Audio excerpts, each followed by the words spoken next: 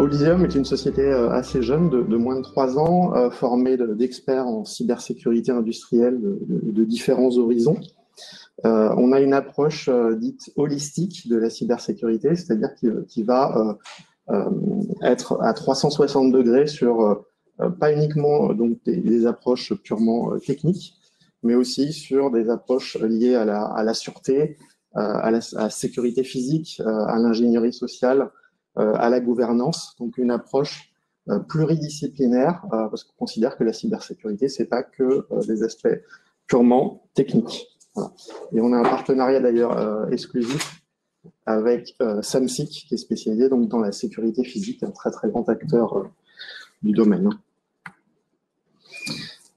Je vais vous présenter les choses en 3 parties. Pourquoi cette plateforme, ce service de test de ransomware, comment ça fonctionne, et puis quelques retours d'expérience client sur cette solution.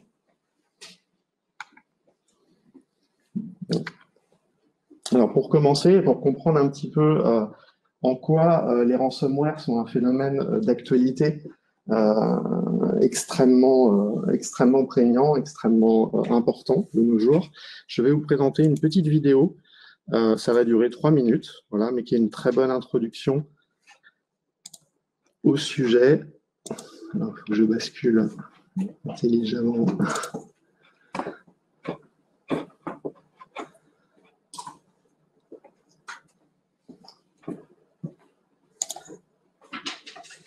Je sais pas si. Ah, du coup, je vois pas la. Il se lance sur l'écran à droite derrière vous. Non, l'écran tendu. Parce que là, il n'est pas tout à fait au début. Ah, d'accord, on peut cliquer là. Parfait. Et on va passer en plein écran, oui. 12 mai 2017. Le monde s'apprête à vivre une des plus grandes cyberattaques de son histoire. 150 pays concernés, des centaines de milliers d'ordinateurs infectés et un impact financier planétaire qui se chiffre en milliards. Une attaque aux conséquences désastreuses sur de nombreux secteurs sensibles qui, cette fois, n'épargnera pas le secteur de la santé. Le responsable, un ransomware qui porte bien son nom, WannaCry. Vendredi, 11h, une matinée comme les autres pour le personnel des 236 hôpitaux gérés par la NHS, le système de santé publique du Royaume-Uni. Ils sont loin d'imaginer qu'une cyberattaque est sur le point de bouleverser radicalement leur agitation quotidienne. Profitant d'une faille des systèmes d'exploitation, révélée 1 mois plus tôt comme un outil d'espionnage de la NSA, le ransomware WannaCry s'infiltre dans plus d'un tiers des hôpitaux britanniques et chez des centaines de médecins généralistes, infectant ordinateurs et équipements médicaux. 13h. Les premières alertes résonnent et la panique s'installe dans les services de soins britanniques. Les équipements de gestion des flux sont hors service, provoquant un blocage des urgences et admissions, une confusion générale pour les ambulances et l'impossibilité d'accéder aux dossiers des patients. Les scanners, les IRM, les centres de réfrigération de produits hospitaliers ne répondent plus. 70 000 équipements affichent le même message. Pour récupérer le plein accès aux données machines, il faut payer une rançon en Bitcoin. Un plan d'urgence est immédiatement déployé. La priorité est donnée au maintien des services de soins critiques. Pour limiter la propagation, certains sites prennent des initiatives et coupent leurs services informatiques, paralysant partiellement leurs activités, jusqu'à ce qu'une solution soit finalement découverte dans la soirée. Au final, si la NHS affirme ne pas avoir payé une seule rançon, plus de 250 millions d'euros seront nécessaires pour gérer la crise, remettre en état les services informatiques et renforcer la cybersécurité des infrastructures. Un constat terrible qui aurait très bien pu se chiffrer également en vies humaines. Le ransomware est devenu depuis quelques années le type d'attaque cyber le plus fréquemment utilisé, avec un impact foudroyant sur les organisations touchées, révélant leur vulnérabilité à l'ère du digital. Les attaquants profitent notamment de situations de crise, économiques ou sanitaires, et pourraient faire pression sur des systèmes politiques et judiciaires par la simple menace de diffusion de données sensibles. Pour s'en prémunir, les organisations doivent d'abord identifier leur exposition potentielle, et tâcher d'y remédier par des mesures préventives, détectives et réactives afin de parfaire leur résilience en cas d'attaque.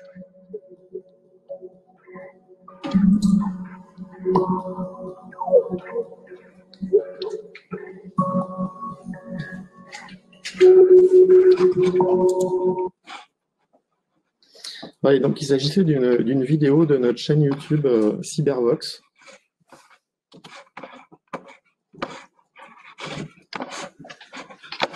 Je ne peux plus accéder à l'extérieur de l'écran, c'était pour couper le son distant. On a lancé une chaîne YouTube donc de vidéos de sensibilisation à la cybersécurité, toujours dans cette approche dite holistique. On considère que la sensibilisation, c'est aussi un excellent moyen de faire de la cybersécurité. Donc, je vous invite à vous abonner et à suivre les épisodes. Il y a 5 épisodes à l'heure actuelle et un 6e en préparation. Donc, celui-ci est évidemment sur les ransomware, mais dresse un tableau assez intéressant de la situation. Donc, une menace qui est très présente de nos jours et qui commence à avoir des impacts sur l'organisation de la vie et sur la vie humaine. D'où l'intérêt en fait d'anticiper ces problématiques, puisque quand vous êtes en situation de crise, en fait, vous fonctionnez en mode dégradé et il n'y a pas forcément de bonne façon de sortir d'une crise de ce type-là si vous avez perdu des données ou si vous avez perdu des vies humaines. Donc, évidemment, tout se passe en amont. Quelques chiffres sur les ransomware. Donc, la moitié des entreprises des entreprises françaises ont été touchées déjà par des ransomware. Et dans 3/4 des cas, donc, l'infection se solde par un chiffrement de données critiques pour les entreprises. Et 85% des entreprises ne sont pas arrivées à stopper l'attaque. Donc, manque de préparation, manque d'anticipation. Manque de procédure en cas de crise pour ce type d'attaque informatique. Et le coût moyen d'une attaque de ce type, alors c'est un coût moyen, donc vous avez aussi un mélange entre les très grosses entreprises et les PME, donc il faut relativiser. Ce coût moyen est d'environ 400 000 euros suite à un incident. Donc évidemment les PME, le coût peut être plus faible. Pour les grandes entreprises, ça peut être plus important. Ceci dit, il y a beaucoup de PME qui mettent la clé sous la porte juste à cause d'une infection de type ransomware, parce que les impacts sont très nombreux. Évidemment, on a la perte de données, on a la perte de disponibilité des différents systèmes, on a une perte d'image, une image de marque qui est extrêmement importante, des pertes financières et des pertes de business avec les partenaires notamment. Donc les WannaCry, les NotPetya font partie des ransomware dont on a énormément parlé.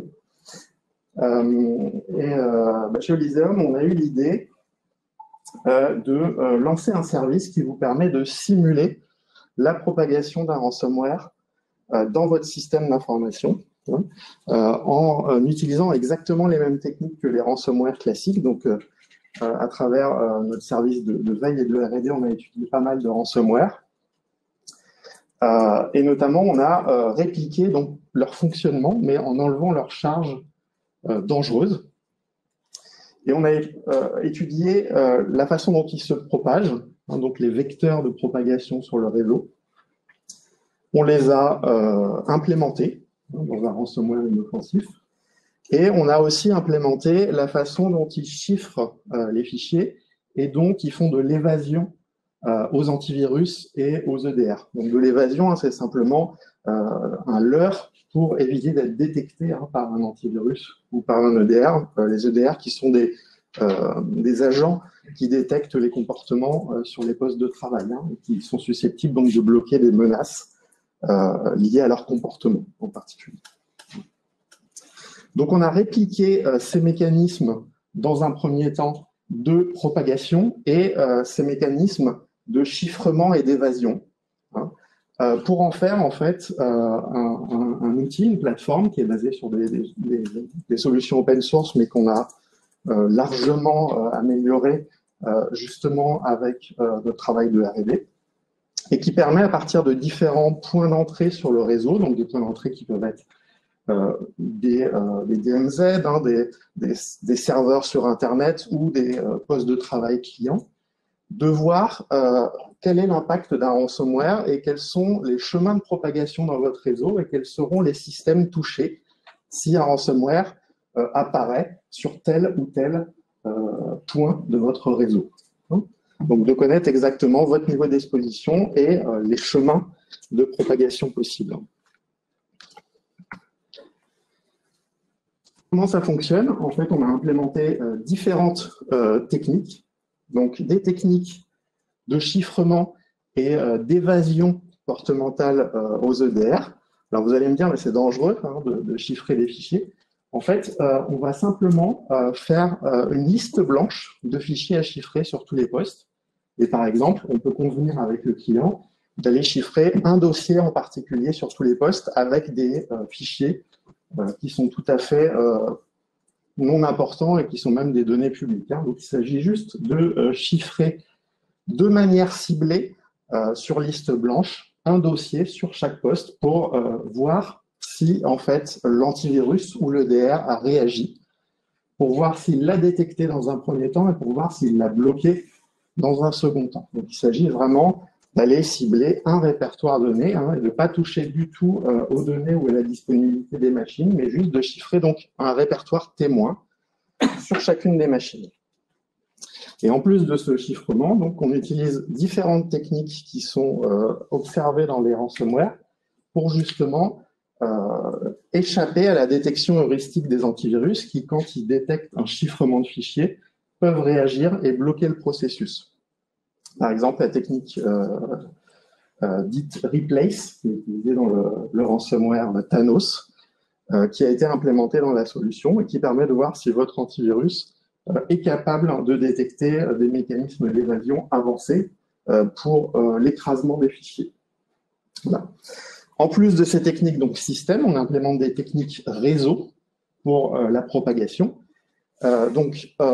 En fait, le ransomware est capable de scanner votre réseau, les voisins en fait de votre point d'entrée et les voisins de ses voisins, etc., de proche en proche, et de passer par des vulnérabilités classiques qu'on trouverait sur des réseaux Windows, donc des vulnérabilités SMB, NetBIOS typiquement, des vulnérabilités de type réutilisation de mots de passe, hein, si vous avez des mots de passe qui sont peu forts ou qui sont utilisés sur plusieurs machines, notre ransomware va être capable d'exploiter ça et va pouvoir tracer hein, le chemin qu'il emprunte en établissant une cartographie en fait depuis le point d'entrée jusqu'à le plus loin possible sur votre réseau de tous les chemins de propagation qui sont possibles en vous notifiant des vecteurs d'attaque et des vecteurs de propagation qui ont été utilisés. Voilà, c'est un service, donc c'est commercialisé sous forme d'un service qui est à la fois donc une plateforme logicielle, hein, je l'ai dit, basée sur des outils open source et du développement custom, et aussi évidemment de l'expertise humaine derrière, parce qu'il faut de l'analyse, notamment pour choisir des points d'entrée pertinent sur le réseau, bien évidemment, mais aussi pour le reporting et pour le suivi hein, de l'audit en particulier, pour voir que tout se passe bien et que ça n'affecte pas la disponibilité ou les données sur le réseau. Au niveau organisationnel, donc, on fait une réunion de lancement avec le client, on va convenir des points d'entrée sur le réseau, donc ce qu'on appelle des patients zéro, hein, qui vont être primo-infectés, et ensuite on va regarder donc, quels sont les chemins de propagation à partir de ces patients zéro. On va, comme dans un audit, signer une autorisation d'audit pour le test d'intrusion et définir le périmètre de test, c'est-à-dire on va pouvoir axer le test sur un sous-réseau, sur plusieurs sous-réseaux. Hein, donc on pourra définir sous forme d'une liste blanche l'ensemble des masques de sous-réseaux qui sont autorisés ou donner une profondeur maximale d'intrusion, c'est-à-dire de dire on essaye de contaminer jusqu'à 10 machines et après on s'arrête. Donc ça sera un petit peu impératif sur des très très gros réseaux. pour que le test ne dure pas des heures ou des jours. Hein. C'est limité évidemment à certains périmètres réseau ou à un certain nombre de machines, l'étendue du test. Voilà. Ensuite, il y a un travail donc un peu manuel hein, de suivi de la propagation et de voir s'il n'y a pas d'incidents hein, qui sont détectés en cours d'audit. Voilà. Et ce qui va être intéressant aussi, c'est dans le cadre d'un audit qui n'a pas été annoncé au préalable, c'est de voir si vos administrateurs système ou réseau détectent les incidents, c'est-à-dire voir si tous les logs qui vont être générés sur les machines ou sur les équipements réseau, voir si ces logs, déjà s'ils sont pertinents pour détecter l'attaque, mais aussi de voir s'ils sont interprétés par vos équipes système et réseau et voir s'ils détectent qu'il y a des incidents en cascade, des incidents réseau ou des incidents système, et voir donc comment vos équipes vont réagir.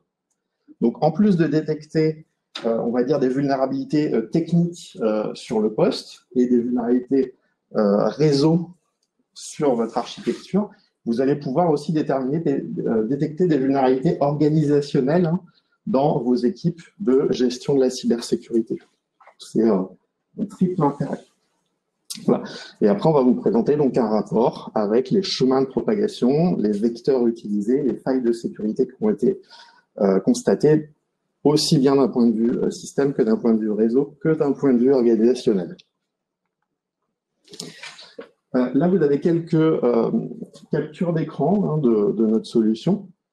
Donc, sur le paramétrage de l'outil, hein, on va pouvoir donc donner, comme je vous ai dit, un certain nombre de clients à infecter, un certain nombre de sous-réseaux à affecter ou un certain nombre de vulnérabilités système au réseau à tester. Si on veut éviter certaines vulnérabilités réseau parce qu'on sait d'avance qu'on est vulnérable ou on est sur des systèmes industriels, donc sur des systèmes qui peuvent être sensibles en termes de disponibilité, il est possible de désactiver un des tests. Tout se fait sur liste blanche, il n'y a pas de on va dire d'indéterminisme.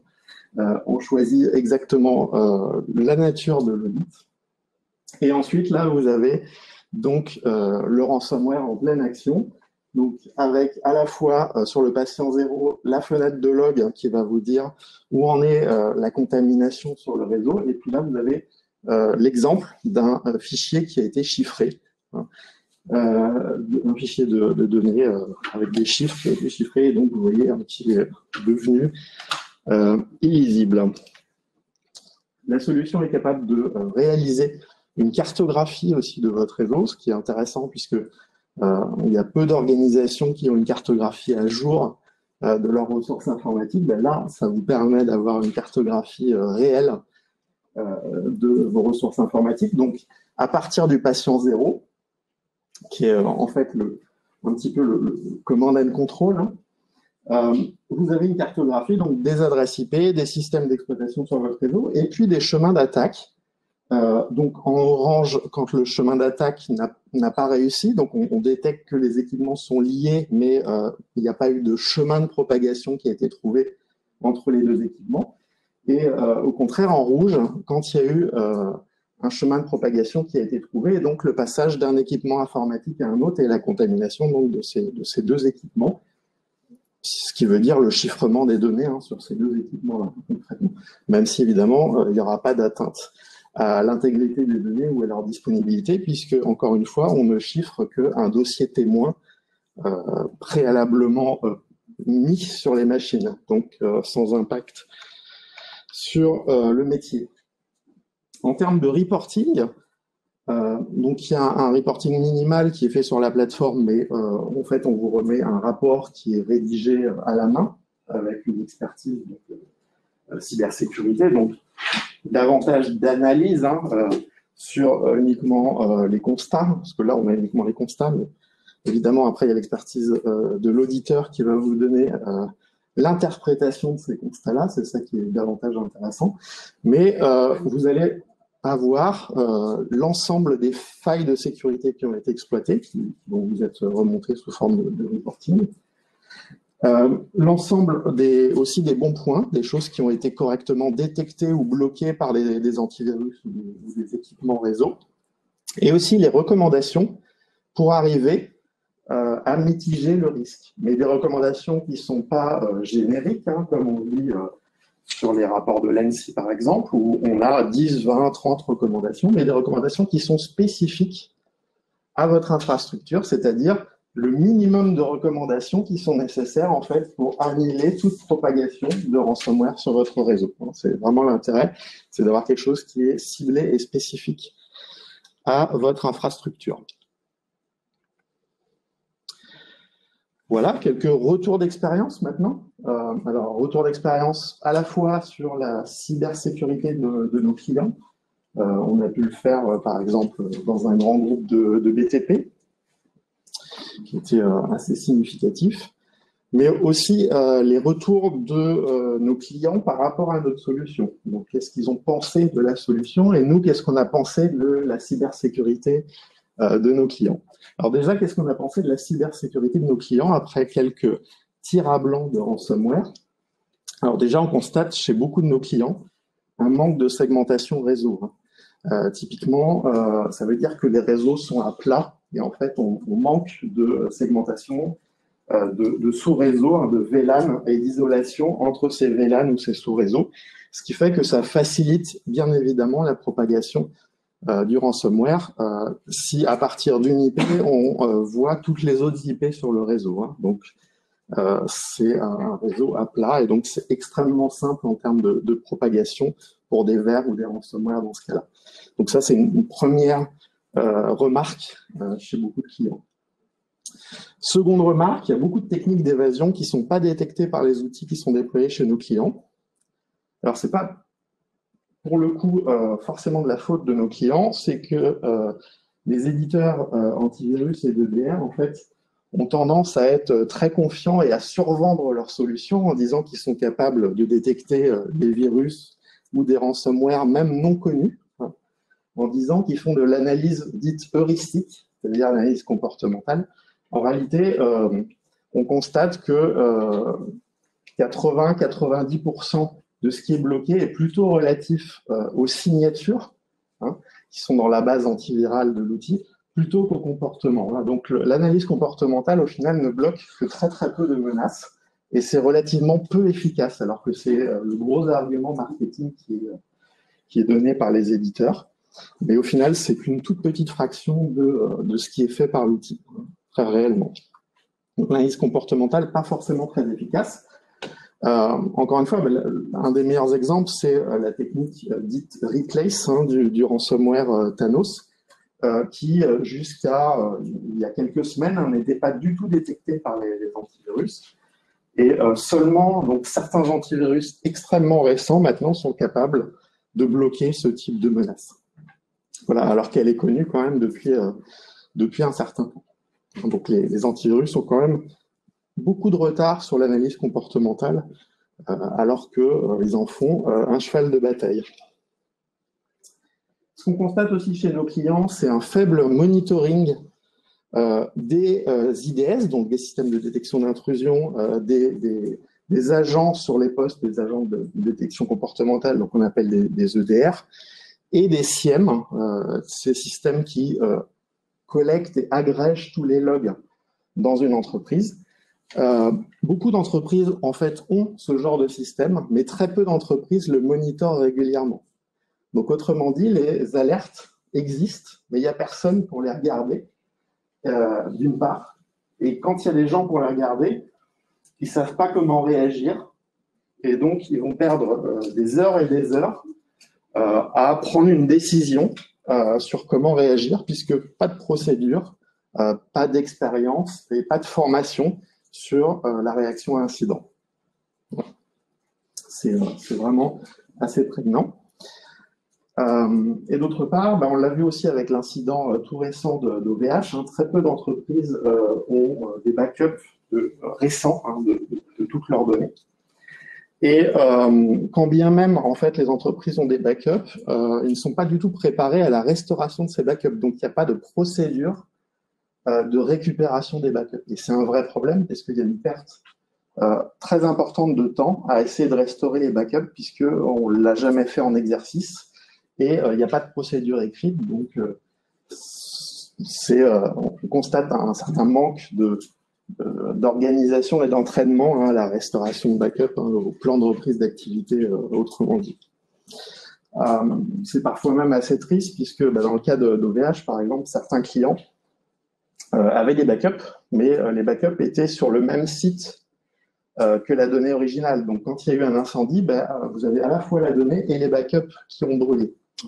Donc, ça montre en fait la méconnaissance de certaines procédures évidentes et donc, typiquement, le stockage hors site qui n'est pas encore très utilisé en pratique. Souvent, on a des backups, voilà, mais les backups sont sur le même site. Et c'est un vrai problème. Les améliorations à venir, qu'est-ce que les clients ont pensé de notre service?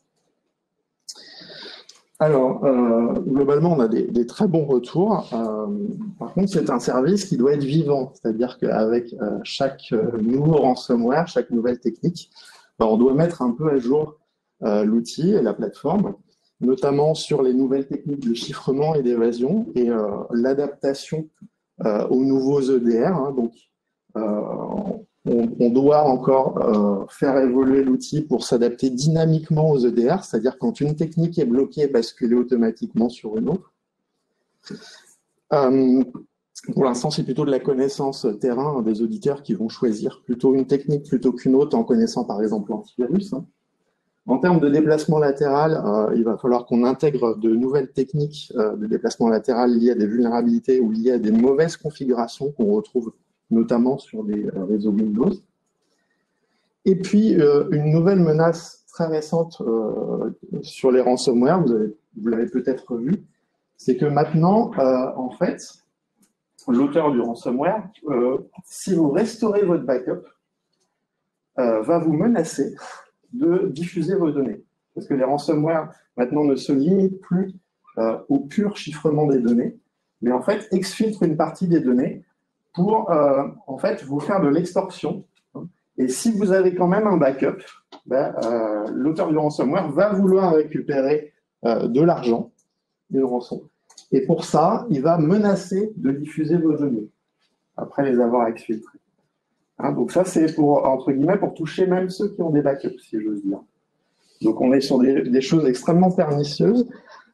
Et là, il va falloir qu'on intègre donc dans l'outil des capacités d'exfiltration. Il y en a déjà des très simples, mais des capacités d'exfiltration pour voir si vous êtes vulnérable en fait à des menaces de type extorsion de données. Voilà. Et puis on envisage d'automatiser un petit peu plus, même s'il faut toujours que ça soit sous la supervision d'un éditeur cybersécurité, les aspects de déploiement et de reporting. Voilà, je vous remercie beaucoup, j'espère que ça vous a intéressé et on dispose donc de 10 minutes, si vous voulez, de questions-réponses et d'échanges avec vous. Si vous avez des retours d'expérience, des anecdotes à nous partager, n'hésitez pas. Merci. On arrive à la fin du temps qui nous est imparti. Merci beaucoup, Monsieur Lipsy, pour votre intervention. Merci à vous. Au revoir. Je pense qu'on peut l'applaudir.